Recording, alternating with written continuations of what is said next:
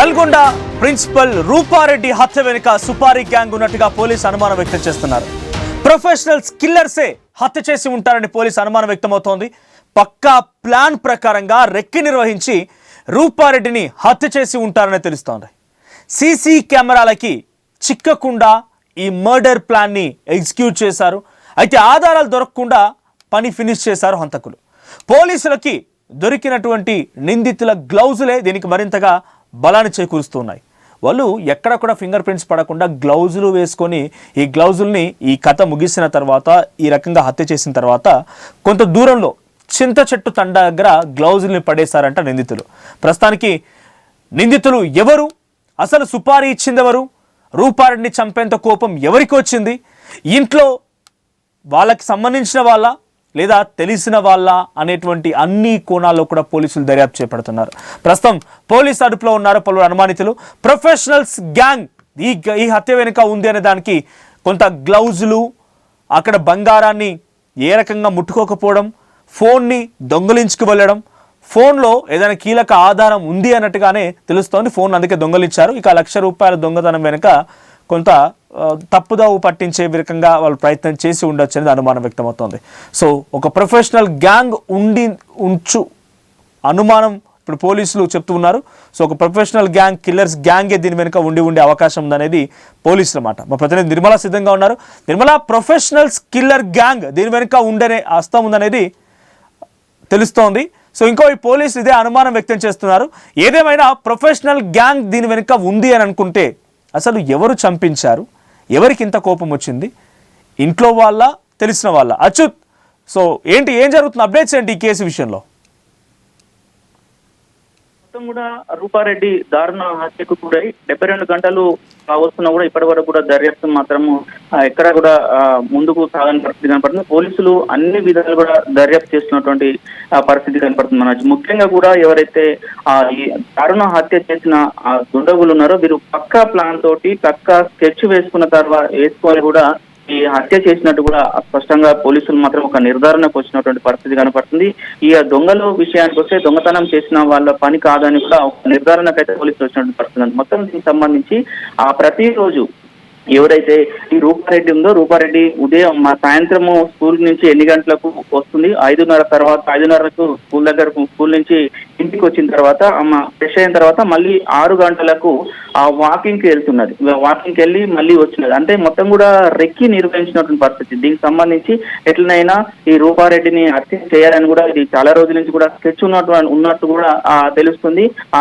రూపారెడ్డి ఎన్ని గంటలకు ఇంటి దగ్గరకు వస్తుంది, ఇంటి దగ్గరకు వచ్చిన తర్వాత వాకింగ్కి ఎన్ని గంటలకు వెళ్తుంది, మళ్ళీ ఇంటి దగ్గరికి ఎన్ని గంటలకు వస్తుందని కూడా పూర్తిగా ఆ స్కెచ్ వేశారు. స్కెచ్ లో భాగంగా 3 రోజులు మాత్రమే పక్కగా ప్లాన్ కూడా వేసుకున్నాడు. 3 రోజులు ఈమె లేకపోవడం, ఇంటి దగ్గర లేకపోవడంతో సీసీ కెమెరాలు ఎక్కడ ఉన్నాయి, సీసీ కెమెరాలు మనం పడద్దు అనేది కూడా ప్రొఫెషనల్, దీనికి సంబంధించి కూడా ప్రొఫెషనల్ కిల్లర్ దొంగల పని అని కూడా పోలీసులు మాత్రం ఒక నిర్ధారణకు వచ్చినటువంటి పరిస్థితి, దాని మూలంగా దర్యాప్తు చేస్తున్నటువంటి పరిస్థితి. దీనికి సంబంధించి ఇప్పటికీ కొంతమంది అనుమానితులను కూడా అదుపులోకి తీసుకున్నామని కూడా పోలీసులు చెప్తున్నట్టు పరిస్థితి. ఈ రోజు అంత్యక్రియలు ముగిసిన తర్వాత ఈ రోజు కానీ రేపు కానీ ఒకవేళ నిందితులను కూడా మేము ఒకసారి విచారణ జరిపి పూర్తిగా వెల్లడిస్తామని కూడా పోలీసు అధికారులు చెప్తున్నట్టు పరిస్థితి. మొత్తం దీనికి సంబంధించి సుపారీ గ్యాంగ్ ముందస్తుగా ఒకవేళ తిరిగిన 3 రోజుల పాటుగా రెక్కి నిర్వహించిన సీసీటీవీ కెమెరా లేనటువంటి ప్రాంతాన్ని ఎంచుకున్నా, ఎన్ని రకాలుగా వాళ్ళు స్కెచ్ చేసినా ఈ 3-4 రోజుల్లో ఎక్కడో ఒక చోట కంట కనబడే ఉంటుంటారు కదా, అంటే సీసీ కెమెరాకి ఎక్కడో దగ్గర రికార్డ్ అయ్యే ఉంటారు.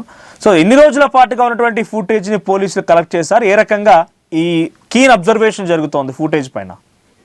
రైట్, మీరు అన్నట్టు దానికి సంబంధించిన ఒక వారము ఈ ముఖ్యంగా కూడా ఈ 3 రోజులకు సంబంధించి ఆ 3 రోజుల హాలిడేస్ విషయంలో ఈ 3 రోజులకు సంబంధించి మొత్తం కూడా పక్కన ఉన్నటువంటి ఆ సీసీ కెమెరాలు కూడా పూర్తిగా చూస్తున్నారు. కానీ ముందల వీళ్ళు వచ్చిన ప్రొఫెషనల్ గ్యాంగ్స్ ఎవరైతే కిల్లర్స్ ఉన్నారో వీళ్ళు ఇంటి బ్యాక్ సైడ్ నుంచి వచ్చారు కాబట్టి అక్కడ ఏమైందంటే ఒక ఇల్లు మాత్రమే ఉంది, ఆ ఇంటికి సీసీ కెమెరాలు లేదు.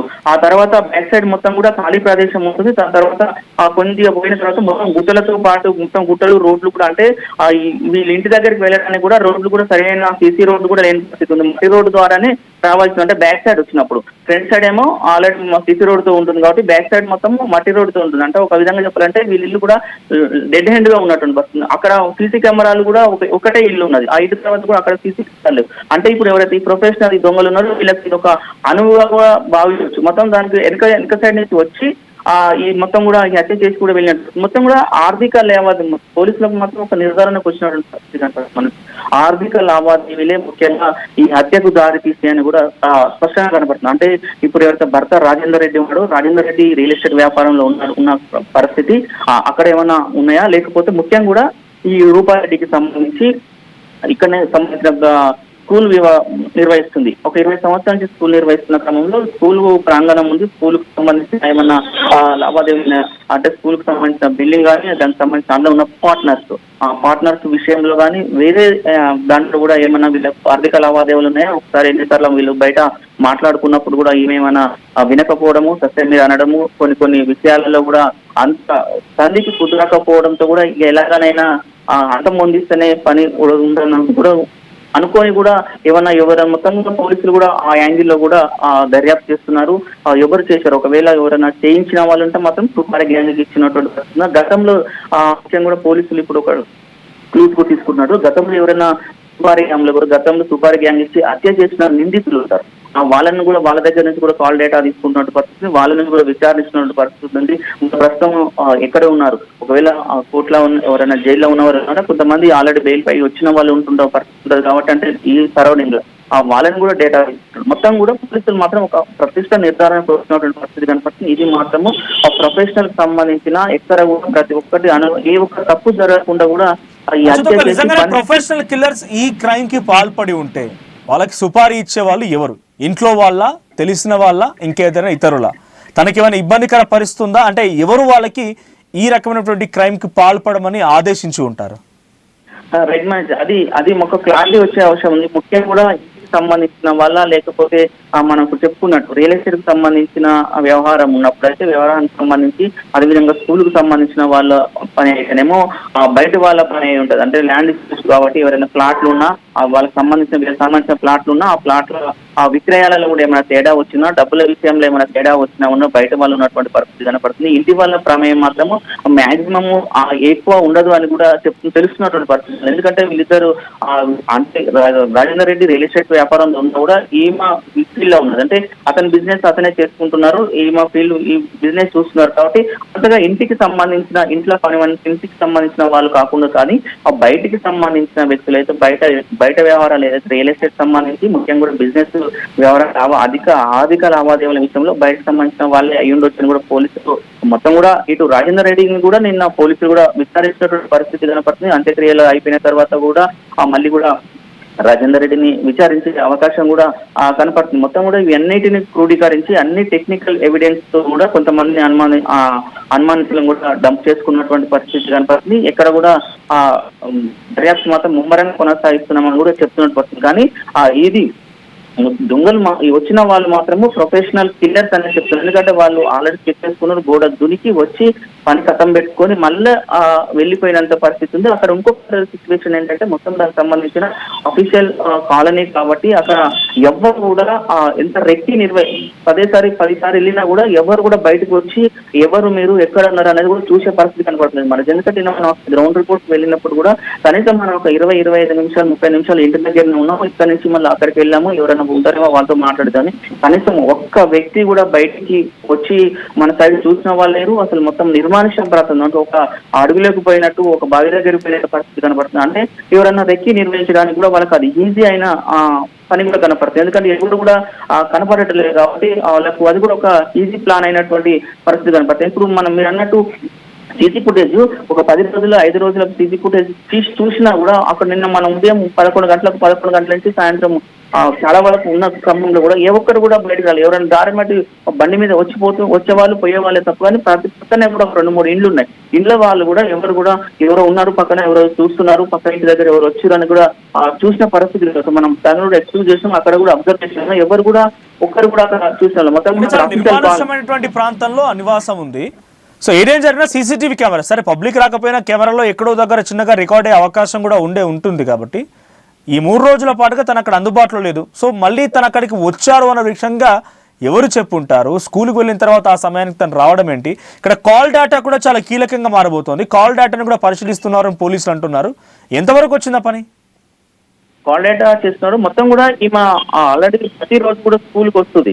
ప్రతిరోజు స్కూల్ వస్తుంది, ఎక్కడ లీవ్ ఉండదు కాబట్టి ఆల్రెడీ వీళ్ళు ఒకవేళ రేసి నిర్వహిస్తుంటే మంగళవారం నాడు ఉదయం స్కూల్కి వస్తుంది కాబట్టి స్కూల్కి వచ్చిందని కూడా వాళ్ళు ఆల్రెడీ ఆ ప్లాన్ తెలిసి ఉంటుంది. ఆ మేడం స్కూల్ దగ్గరికి వచ్చిందని కూడా తెలిసి ఉంటుంది కాబట్టి అది ఒక చేయొచ్చు. ఇది మొత్తం సీసీకి సంబంధించి ఇప్పుడు ఆ కాల్ రికార్డుకి సంబంధించి ఎవరైతే ఇప్పుడు ఈ రూపారెడ్డి వాడుతున్న ఐఫోన్ సంబంధించి ఎవరైతే అంతకులు కూడా అందులో ఏమైనా కాల్ డేటా ఉందా లేకపోతే మా ఒకవేళ హత్య చేసిన తర్వాత ఇదే మళ్ళీ ఫోన్ తోటి పోలీసులు ఏమైనా సమాచారం ఇస్తారనే ఉద్దేశం, లేకపోతే అందులో ఏమైనా కీలకమైన డేటా ఉందని తెలుసు మొత్తం కూడా ఆ ఫోన్ మాత్రం ఐఫోన్ తీసుకువెళ్ళినట్టు పరిస్థితుంది.